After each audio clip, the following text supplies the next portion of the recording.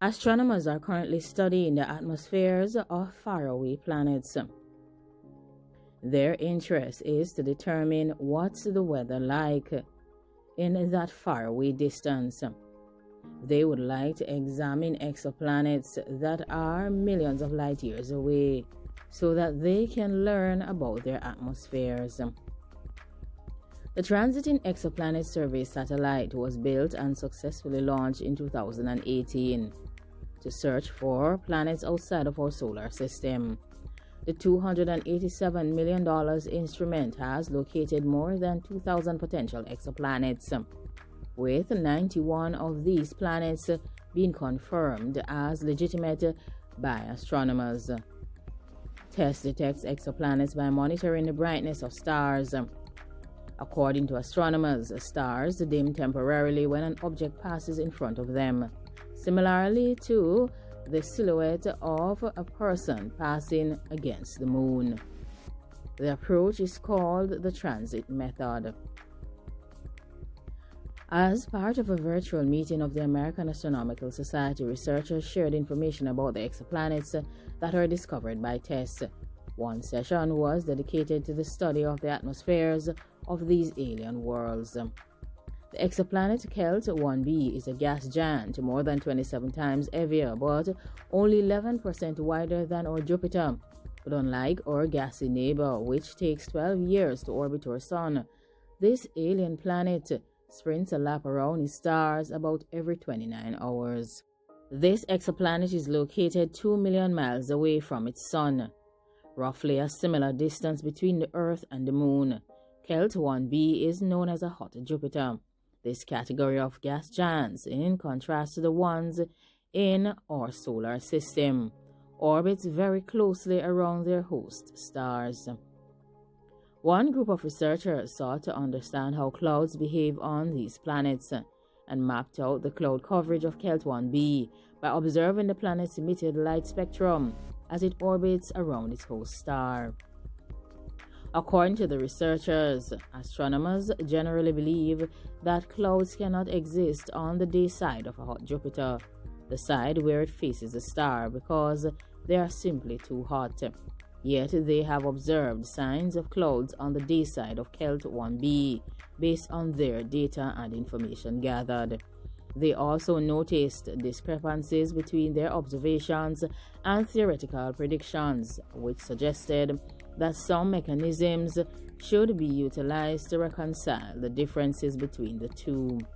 The day side of Kelt 1b is way too hot for these clouds to exist in a steady state, so they are only temporarily there, forming on the night side and being transported into the day side, such that the mornings would be cloudy on this exoplanet, but its sky would be clear by afternoon.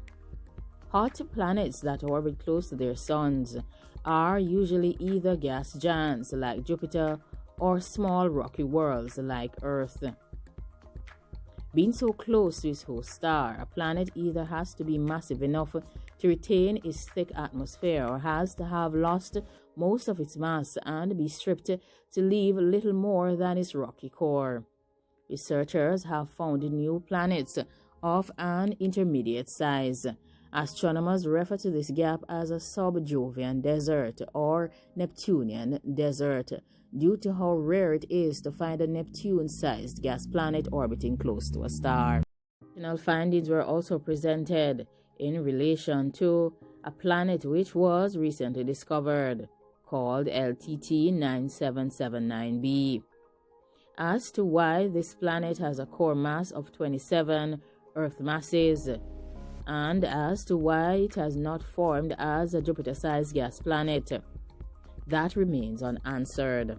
This planet seems to be one of mystery. It was also shared that the results from the study of the atmosphere of LTT 9779b indicates that it is full of metal and quite shiny.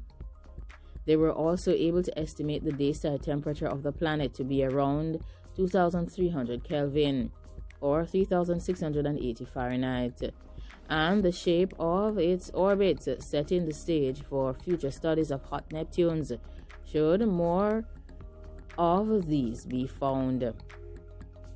They are also interested in looking at habitable exo-Earths, perhaps more interesting than the uninhabitable gas giants. The group discussed are Earth-like exoplanets, which orbit within a star's habitable zone. The habitable zone is defined as the region around the star where liquid water can exist on the planetary surface. It was further added that existing studies mostly only consider stellar radiation and not stellar winds. As our sun warms us with its rays and bombards us with its solar wind, the photons from the rays and the charged particles from the solar winds also partially strip away the atmosphere via different mechanisms. While electromagnetic radiation, as in light years, has been the main focus when considering how a star strips a planet of its atmosphere. Calculations have indicated that charged particles in solar or stellar winds also play an important role. For planets with the same size and atmospheric pressure, the same distance from the star, the ones with a stronger magnetic field are more likely to retain their atmospheres. TESS also identified an Earth-like planet orbiting around LHS 3844, which is a red dwarf star. This red dwarf star is relatively close by in interstellar terms, about 100 light-years away from us. After estimating the atmospheric pressure and the radiation that the planet receives from its star, the situation was assessed, and it doesn't look quite well for this highly radiated rock. Based on the team's analysis, the planet may be shedding more than 20,000 tons of its atmosphere every second. Of course, it seems at that rate, our atmosphere would be completely stripped away in less than 10 years. Up until the relatively recent observations of the first exoplanets, humans have only known of the 8 planets orbiting our Sun. Now, of course, they are aware of more than 4,000 planets. And of course, scientists are not able to cook up experimental planets in a lab. Astronomers look to exoplanets as the only real-world data for understanding how different kinds of planets form and evolve in different kinds of solar systems.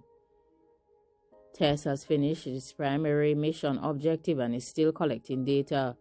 The main exoplanets discovered by TESS provide primary investigation targets for the James Webb Space Telescope, which is scheduled to be launched in October.